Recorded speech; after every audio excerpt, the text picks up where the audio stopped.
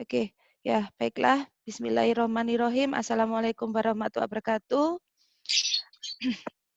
Waalaikumsalam Ya, warahmatullahi wabarakatuh. jadi untuk materi ini kita langsung lanjut. Jadi di pertemuan sebelumnya kita sudah masuk ke materi penjadwalan.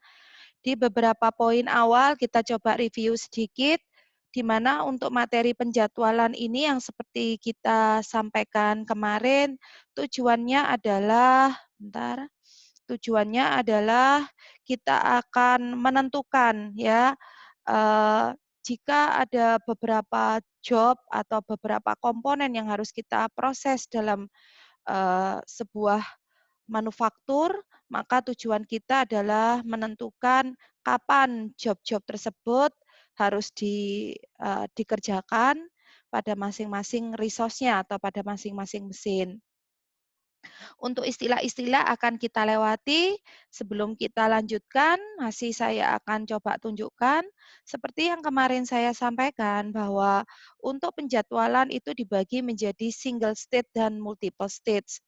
Penjadwalan single stage itu artinya eh, komponen-komponen atau job-job yang akan kita jadwalkan hanya akan memiliki satu tahapan proses atau satu operasi seperti yang kemarin saya contohkan. Misalkan contoh kita misalkan BIM Salabim mungkin punya mesin pembuat donat ya, otomatis. Jadi kita masukkan tepung, gula dan seterusnya, BIM Salabim langsung keluar donat. Nah, itu yang kita sebut dengan single stage. Tetapi kalau kita kebalikannya multiple stage, berarti untuk membuat donat ya seperti proses yang kita ketahui sampai saat ini, di mana mungkin harus ada proses atau operasi membuat adonan, penimbangan adonan, kemudian dengan mesin mixer, kemudian harus dicetak, yang ketiga mungkin harus ada yang mungkin entah mau digoreng atau di oven dan seterusnya. Itu multiple stage. Nah, untuk yang seperti kemarin saya sampaikan, untuk single stage kita tidak akan menjelaskan dengan sangat detail, tetapi untuk single stage sendiri masih dibagi dua menjadi single stage single mesin dan single stage paralel mesin. Kita akan coba di satu sesi ini, kita akan coba lihat untuk yang penjadwalan single stage single mesin. Nah, ini. Seperti yang kemarin sudah saya arahkan, kemarin saya minta kalian untuk membaca, penjadwalan single stage single mesin bisa dilihat pada slide ke-14, di mana di sini diberi dengan heading adalah penjadwalan end job pada single mesin. Yang dimaksud dengan penjadwalan end job ini berarti bayangkan seperti Bu Anissa ngasih contoh tadi, misal saya punya mesin pembuat donat otomatis. Nah, kita ada rencana membuat donat topping coklat, topping stroberi, dan seterusnya, aneka rasa lah pokoknya. Inilah yang kemudian kita sebut dengan job. Donat coklat, donat stroberi, dan seterusnya ini adalah job-job yang masuk. Jadi bayangkan kita berarti di sini mungkin anggap aja lah punya 3 jenis donat yang akan kita buat. Coklat, stroberi, sama apa misalkan, taro misalkan. Ada tiga job yang akan kita proses pada mesin donat otomatis itu. Maka yang menjadi konsen di dalam penjadwalan adalah kita harus menentukan urutannya. Karena mesinnya ini kan hanya ada satu. Maka tentunya nggak mungkin ketiga-tiganya ini kita akan buat secara bersamaan.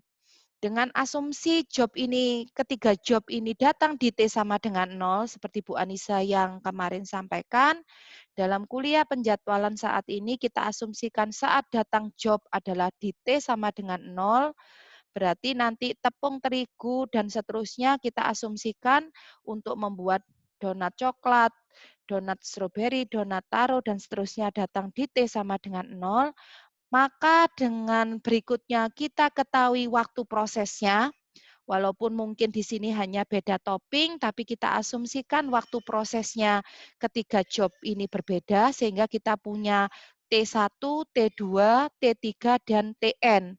Jadi T1, T2, TN-1 sampai TN ini adalah merefleksikan waktu operasi tiap job. T1 adalah waktu operasi job ke-1 atau waktu proses job ke-1 sampai waktu operasi dari job ke N.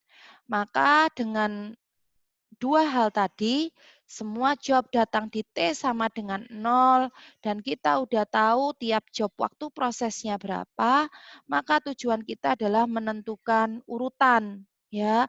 Job mana atau donat apa yang akan kita kerjakan terlebih dahulu. Di dalam penjadwalan single mesin, kita di sini hanya akan menggunakan priority rules atau aturan-aturan prioritas aja. Aturan prioritas yang sering dikenalkan adalah aturan SPT. Sesuai dengan namanya, SPT adalah shortest processing time atau waktu pemrosesan terpendek. Sehingga dengan menggunakan aturan ini sangat mudah. Artinya, kalian tinggal mengurutkan job-job berdasarkan waktu prosesnya dimulai dari yang paling pendek, kemudian sampai yang paling lama atau yang paling panjang. Jadi tinggal diurut aja. Cukup mudah, apalagi karena ini juga masih single mesin. Nah, dalam beberapa teori di dalam dunia penjadwalan, penggunaan aturan SPT itu ternyata bisa meminimalkan waktu tinggal. Jadi perlu kalian ketahui pada saat kita melakukan penjadwalan, ada beberapa metode. Namun tidak berarti kita harus menggunakan semua metode ini. Jadi kalau sebelum saya lanjutkan SPT, selain penjadwalan dengan SPT, kita masih punya penjadwalan yang kemarin sempat saya lihatkan. Misalkan kita menggunakan WSPT, kita bisa menggunakan penjadwalan dengan menggunakan aturan yang kita sebut dengan kita bisa menggunakan aturan dengan yang kita sebut EDD. Nah, ini earliest due date ya. Oh, maaf, earliest due date-nya mungkin agak di awal sini. Nah, ini ada aturan mana ya? Ya ini EDD, kemudian algoritma Hodgson dan seterusnya. Artinya banyak ya untuk melakukan penjadwalan ini kita punya banyak teknik, tetapi yang menarik di dalam dunia penjadwalan, masing-masing aturan itu akan punya kelebihan sendiri-sendiri. Ada yang mampu meminimasikan block time, ada yang mampu meminimasikan mix span, ada yang mampu meminimasikan lateness. Jadi di penjadwalan ini nanti metode itu harus kita pilih. Nah, itulah yang dilakukan biasanya di dalam skripsi-skripsi. Jadi nanti kalau kalian penjadwalannya sudah flowshop, nggak boleh pakai aturan SPT lagi. Penjadwalan flowshop minimal ya harus pakai Johnson atau JDS. Artinya begini aja, setiap metode penjadwalan itu akan memiliki metode penjadwalan sendiri-sendiri. Nah, khusus untuk penjadwalan single mesin, seperti yang kemarin saya sampaikan, saya hanya akan fokus pada SPT dan EDD saja. Jadi hanya untuk pengetahuan awal saja. Kembali lagi, SPT itu sangat terkenal kalau kita ingin meminimasi rata-rata waktu tinggal. Tentunya, moga-moga kalian masih ingat, walaupun kemarin saya tidak record, bahwa aturan SPT itu meminimalkan flow time. Itu yang Bu Anissa ngasih cerita kemarin dengan analogi, ada 3 anak yang mau bimbingan ke Bu Anissa, semuanya datang jam 8 pagi. Karena Bu Anissa hanya 1 orang, maka tidak mungkin 3 orang akan saya bimbing bersama-sama. Alhasil akan ada orang pertama yang Bu Anissa akan bimbing terlebih dahulu dan mungkin dia akan keluar jam 8:30. Nah, inilah yang kita sebut dengan flow time. Jadi orang pertama flow time-nya atau lama dia tinggal di dalam sistem, yang kemarin saya analogikan dengan di jurusan, dia akan stay di kantor jurusan bersama-sama dengan Bu Anissa setengah jam. Namun orang kedua mungkin baru akan dibimbing Bu Anissa mulai jam 9 karena mungkin Bu Anissa masih pergi terlebih dahulu. Dibimbing setengah jam keluarlah dia jam 9:30. Maka kita bisa tahu tentunya orang kedua datang jam 8, baru keluar dari jurusan jam 9.30, maka dia akan stay di dalam sistem 1,5 jam. Berarti flow time orang kedua adalah 1,5 jam. Inilah yang kita sebut dengan flow time. Jadi flow time itu adalah selang waktu mulai dia datang pada sistem sampai dia keluar dari sistem. Keluar dari sistem ini bisa diartikan dia benar-benar kalau produk itu dikirim kepada customer atau dia akan melanjutkan kepada stage berikutnya atau mesin berikutnya. Itu kalian bisa lihat lagi di teori. Silahkan, ini remaining time-nya adalah 6 menit lagi. Yang merasa belum absen bisa segera absen, setelah ini akan saya simpan. Nah, kurang lebih seperti itu supaya kalian bisa memahami konteks flow time dan perhitungannya cukup mudah. Kita akan lihat pada slide ke-15. Jadi dengan menggunakan aturan SPT, kita tinggal urut seperti ini. T1 lebih kecil sama dengan T2, lebih kecil sama dengan Tn-1 dan seterusnya. Artinya ini ngomongnya secara singkat, waktu proses kita urut dari yang mulai kecil sampai yang paling besar. Sebagai contoh, kita bisa lihat pada slide yang ke-15. Nah, tanpa kata-kata, tetapi di sini tabel ini menunjukkan diketahui 8 job dengan waktu proses seperti ditunjukkan pada kolom yang kedua. Job ke-1 waktu prosesnya 5, job kedua waktu prosesnya 8. Dengan menggunakan aturan SPT, maka kita bisa menjadwalkan job ke-8 job ini sebagai berikut. Langkah pertama tentunya seperti yang tadi, urutkan job berdasarkan waktu prosesnya dari yang paling pendek. Kalau ini kalian menggunakan Excel berarti cukup mudah, tinggal pakai fasilitas atau menu sort by waktu proses dari kecil ke besar. Tentunya kita menjadi sepakat ada 2 job yang memiliki waktu proses paling kecil, yaitu job 4 dengan waktu proses 3 dan job 8 dengan waktu proses 3. Maka kita bisa dapatkan hasil proses sortnya ditunjukkan pada tabel di samping kanan ini. Nah, tidak ada masalah kalian menuliskan yang pertama job 8 terlebih dahulu, kemudian baru job ke 4. Jadi kalau di sini kan kebetulan ditulis dengan 48. Misalkan ditulis yang nomor 1 job 8 juga tidak ada masalah. Jadi kalau ada 2 job yang kebetulan waktu prosesnya sama, di sini kita asumsikan boleh siapapun yang kita dahulukan. Nah, namun ini kita asumsikan urut angka aja. Job 4 kan angkanya lebih dahulu, begitu aja. Sehingga tinggal diurut begini aja, sudah ketemu, Rek. Jadi sebenarnya kalau kita tidak diminta untuk menentukan kriteria mana dia itu bagusnya apa sih, mix span-nya berapa toh, flow time-nya berapa, sebenarnya pekerjaan kita udah selesai. Yang dimaksud dengan penjadwalan itu prosesnya yang paling minimal adalah ketemu sequencing. Nah, ini udah ketemu urutan.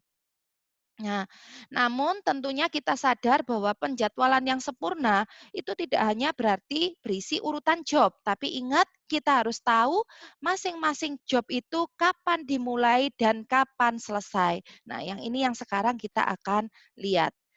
Saya izin dulu untuk save chat dulu.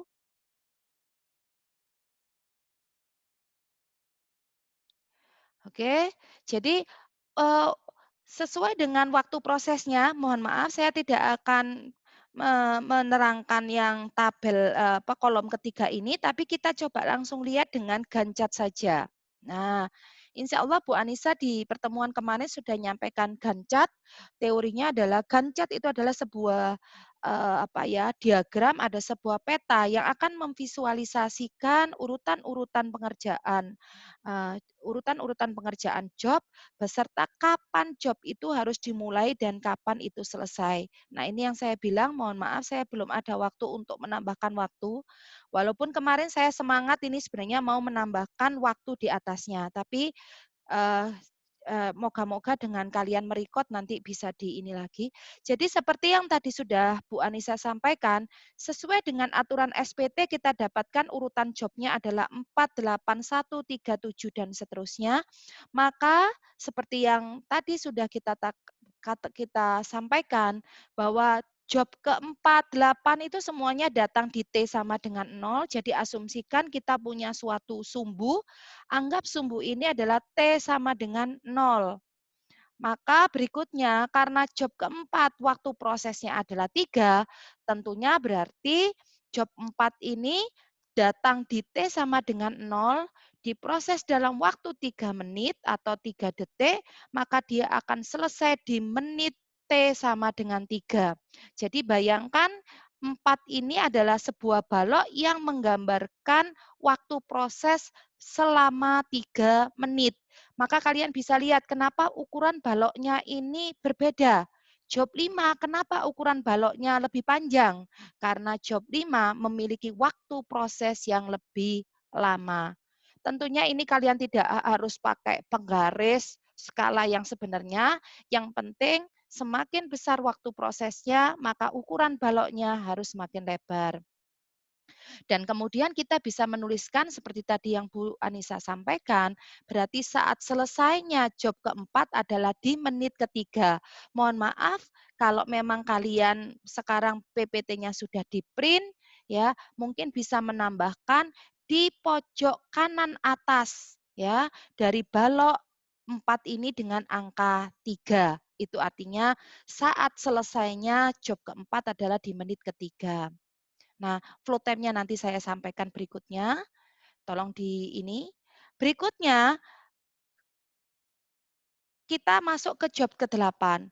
Tentunya kita sudah sepakat tadi job 8 itu sudah